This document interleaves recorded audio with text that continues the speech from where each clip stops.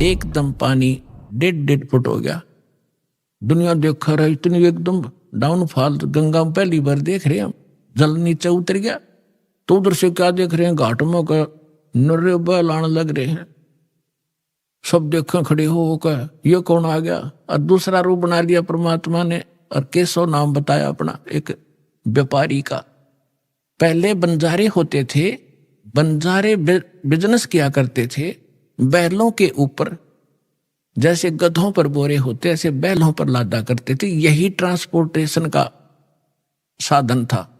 आजकल तो ट्रकों से होती है, फिर बैलगाड़ियों से शुरू होगी थी, लेकिन पहले बैलों के ऊपर, जंगलों में रस्ते थे नहीं, जंगलों में से निकाल ले जाते, आगे पीछे बैल लगा के जैसे ऊंट बांध लिया करें। तो उस समय ऐसे बंजारे लोग बिजनेस किया करते थे। किसी मंडी से गुड़ ले आते, उसको वहां बेचते जहां गुड़ नहीं होता था, तो उनको बंजारा बोलते थे। तो केशव नाम बताया और आके तान दिए तंबू सारे। उनमें गरीबदास जी ने लिखा है कि वहां लड्डू और जलेबियों की नौके पूरा ढेर का ढेर पड़ा, पाड़ की पाड़, पाड़ का ऊंचा ढेर न, बहुत ऊंचा। अब 18 लाख आदमी का भोजन, और कोई पतीला बतावे को नहीं। तंबू बिछा के बढ़िया कपड़े नीचे, और सुंदर तंबू टेंट, सुंदर ऐसे चमकीले, धूल भी ना लग गया उनके। कर दिया भंडारा शुरू। उधर से सिकंदर लोधी के पास भी चिट्ठी भेज दी, अगी उसने भगवान मान्य था, आ जाएगा देख लेगा, यू भाग्य पाओगा यहां से। सिकंदर लोधी शेख तकी के साथ वहां आ गया। वहां देखा तो जय जयकार हो रही, भंडारा शुरू हो गया। अब शेख तकी की तमाशी मर गई, पेट पकड़ के बैठ गया। उतने सोच कहा था कि आज पता लग जाए सिकंदर लोधी ने, इसने अल्लाह कहा करता यू। और जब देखा कि ये भंडारा कौन कर रहा, किसी से पूछा तो पता लगा कि यहाँ केशव नाम का व्यक्ति बैठा है। न्यू कहे मैं उसका पगड़ी बदल यार हूं, कबीर जी का पगड़ी बदल मित्र हूं। और ये राजा ने जो पूछा कि आप कौन हो, कि केशव नाम है मेरा, कबीर साहब आपका क्या लगते हैं, कि मेरा मित्र है वो, पगड़ी बदल यार हूं मैं उसका। मेरे पास भी एक चिट्ठी गई थी उनकी कि कुछ छोटा सा भंडारा करना है, कोई सामान लेते आइएगा मित्र। अब वो शेख तकी नो कह रहा, इसने छोटा भंडारा कहे ये तो बेगन है वह फिरते। वहीं बैठ गया। फिर सिकंदर लोधी ने तो दर्शन करने से अपने परम पिता के, तो उससे पूछा कि भगवान कहाँ है, कबीर साहब कहाँ है। केशव से पूछा। केशव ने कहा उनका दास जो बैठा है, उनको क्या आवश्यकता आने की, मौज है, आएंगे जब आ जाएंगे, मर्जी के मालिक है वो। तो सिकंदर लोधी ने सोचा भाई इतनी दूर आया हूं, पहले दर्शन करूं। उनकी झोंपड़ी पता करके वहां पहुंचे। साथ में अंगरक्षक हाथी पर बैठ कर गए। तो जाके नीचे उतर के सिकंदर लोधी ने तो दरवाजा खटखटाया। रविदास जी कहने लगे महाराज जी तो आगे दिखे। वो आगे दिखे, वहां से चलकर ढूंढ ली झोंपड़ी अपनी। कबीर साहब बोले बोला मत, पिटन दे कवाड़े ने। तब सिकंदर लोधी ने कहा कि हे भगवान, हे अल्लाह के रूप, दरवाजा खोलो। परमात्मा बोले वो तो जाने थे पता था। फिर ने कहा कि मैं, परमात्मा ने बोला कौन है भाई तू, कि मैं आपका दास हूं, सिकंदर दिल्ली से आया, एक बार दरवाजा खोलो परवरदिगार। परमात्मा बोले नहीं राजन, मैं तो बस इंतजार कर रहा हूं कि कब दिन सूर्य अस्त हो, अपने परिवार ने लेकर भागूंगा यहां से, ये मुझे जीने नहीं दे रहे। अब सिकंदर लोधी ने कहा कि हे परमात्मा, यदि मैं आपसे परिचित ना होता तो आप मुझे भी आज बहका देते। मैं अब आपकी बहकाई में नहीं आ सकता, मैं आपको पहचान चुका हूं, आप अल्लाह अकबर हैं। दास को दर्शन दे दो बस एक बार, दरवाजा खोल। तब परमात्मा ने कहा रविदास जी खोल दे खिड़की। दरवाजा खोल दिया।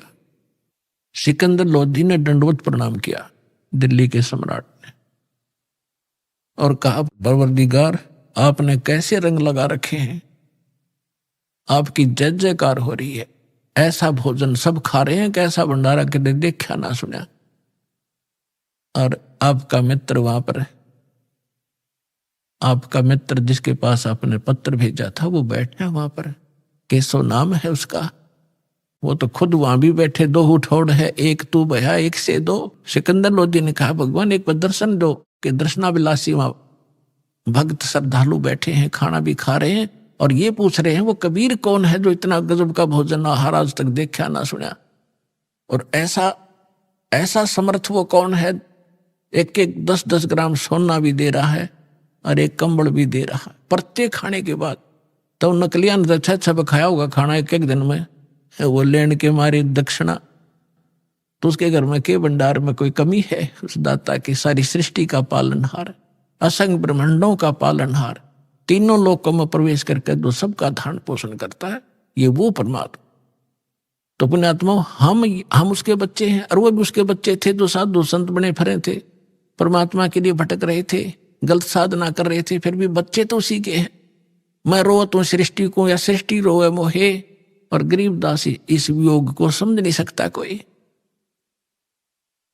तो उनको भोजन खिलाना था सतलोक का लाके, बहाना उन दुष्टों ने बनाना था, उनकी फड़क निकालनी थी, अपनी समर्थता दिखानी थी। आज दास के गुण गाता, जो पहले आकर भगवान वाले काम ना करके जाते तो दाता।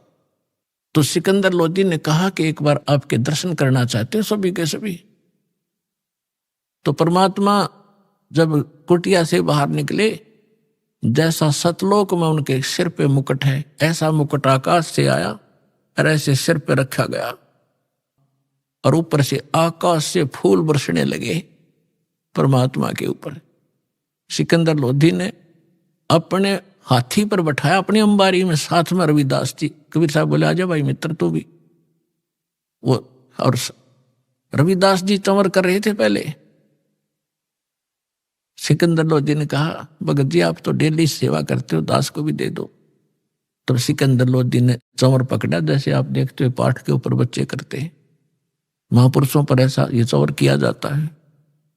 चंवर का मतलब है जैसे माखी माछर बैठे उस तरह हलाया करें, ताकि हाथ कपड़ा मारे तो उसका लाग जाए, मर ना जाए। इतनी नम्रता के कारण उसको चंवर को संत के ऊपर डुलाया जाता है।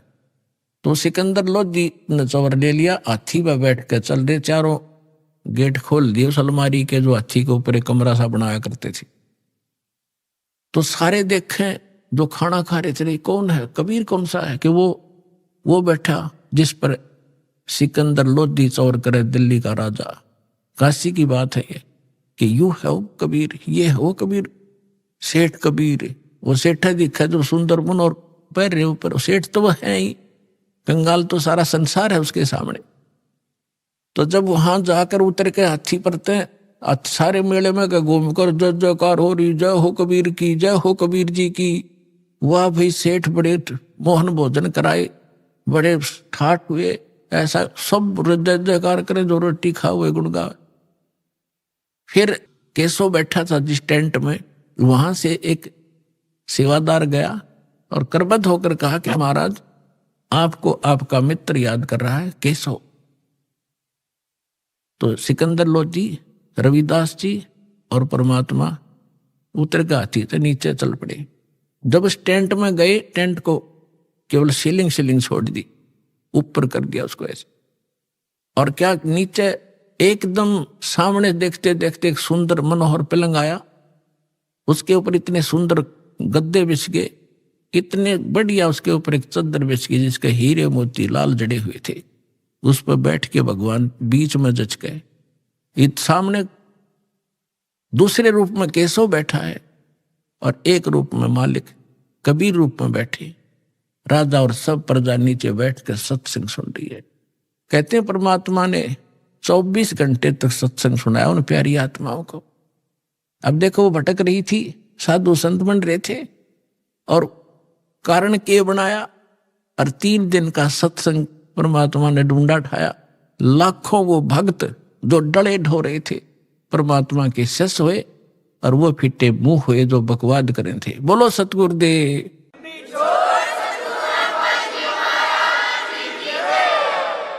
ये बहुत लंबी वार्ता है, कभी फिर समय आने पर अभी तो दास आपको सदग्रंथों से ये प्रूव कर रहा था कि भगवान कौन है। जब आपको, जैसे पहले आप सेट हो रहे थे, कृष्ण जी भगवान, श्री रामचंद्र जी भगवान, शंकर जी भगवान, गणेश जी भगवान, तो आपने आपको कोई भी किस उनकी कथा कहीं खड़ा होकर सुनावा था तो आप सारे शांत होते थे और स्वीकार होती थी, सब कुछ सही मानते थे, तो नो प्रॉब्लम थी। और जब इस दास ने यह यथार्थ कथा शुरू की तो कितना विरोध हुआ। कहता दास जाने या मेरे साथ उस समय से संघर्ष करते हुए आपके भाई बहन चल रहे हैं, या वो जानते हैं आप तक हम कैसे ही संदेश को पहुंचा पाए।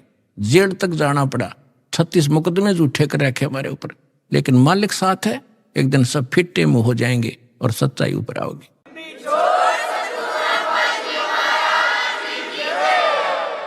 तो एक बार आपके हृदय में जब ये पक्की हो जाएगी पूरे विश्व के कभी रिजगोट, फिर ये कथा सुनाया करूंगा और वो अमृतवाणी सुनाया करूंगा जो हृदय में जाकर लग गई प्रत्येक प्राणी के। अभी इतना समय नहीं मिलता क्योंकि इसमें बहुत प्रकार के पॉइंट भी बताने पड़ते हैं, फाउल पॉइंट भी बताने पड़ते हैं, और पहली कक्षा का बालक भी पहले दिन आता उस वाला भी सत्संग साथ सुनाना पड़ता है। तो जिस करके ये थोड़ा सा समय कम मिलता है। फिर क्या होता है, शेख तकी कहते हैं नीच आत्मा तो नीचे भाषा रखता है। अब कई बार क्या कहते हैं, जो घना निकम्मा आदमी होता है वो किसी की बड़ाई नहीं कर सकता, नीच व्यक्ति बुराई तो कर सकता है।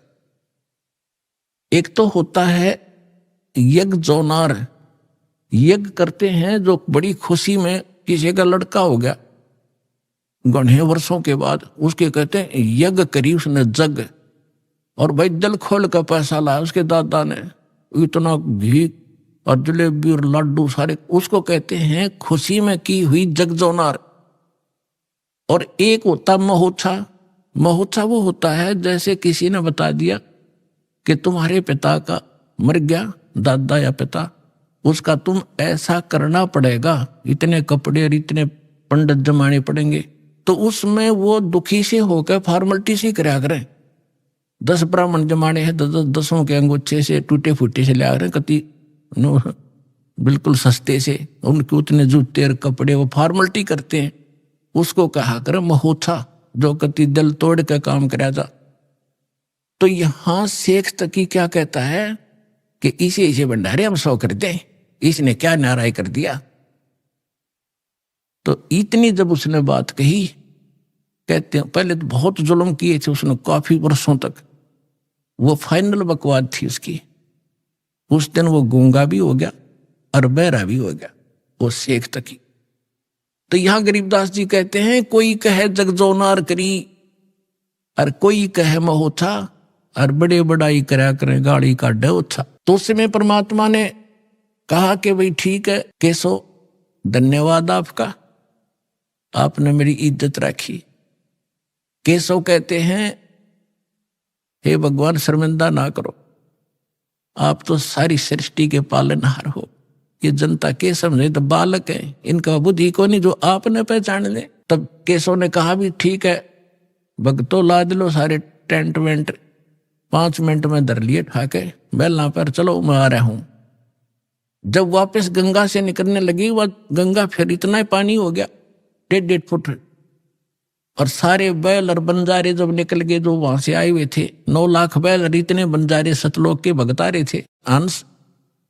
तो गरीबदास जी ने कहा कि वो बैल जब चलने थे ना पृथ्वी पर, और वो बंजारे 1 फुट पृथ्वी से ऊपर रहे थे उनके कदम, या उनका समझ में नहीं आई ये न्यू के ऊपर चल रहे हैं। इतनी बुद्धि, वो तो खान खान पे लाग रहे थे, उन्हें क्या जरूरत थी कि देखने की कौन के ऊपर चल रहा है। तो उसी समय बैल पार हो गए गंगा। सिकंदर लोधी ने कहा कि जाओ केशो, आपका काफिला जा चुका है, दूर जा लिया होगा। न्यू खड़े होकर देखा पटरी पे चढ़ के, वहां कोई परले पार कोई बैल नहीं, कोई बंजारा नहीं। तो सब असमंजस में हो गया सिकंदर लोधी की, कहाँ गई वो सारे ही, तो 9 लाख बैल कोई नूता नहीं कि थे कोण में वृक्ष के आड़ में छप जाएंगे, वो तो पूरे कई किलोमीटर तक दिखाई देने थे। इतना सोच ही रहा था तो कबीर साहब कहने लगे चले गए जहां से आए थे। उधर से वो केशव उनके सामने दूसरा रूप परमात्मा के अंदर समा गया, एक कबीर साहब रह गई। बोलो सतगुरुदेव।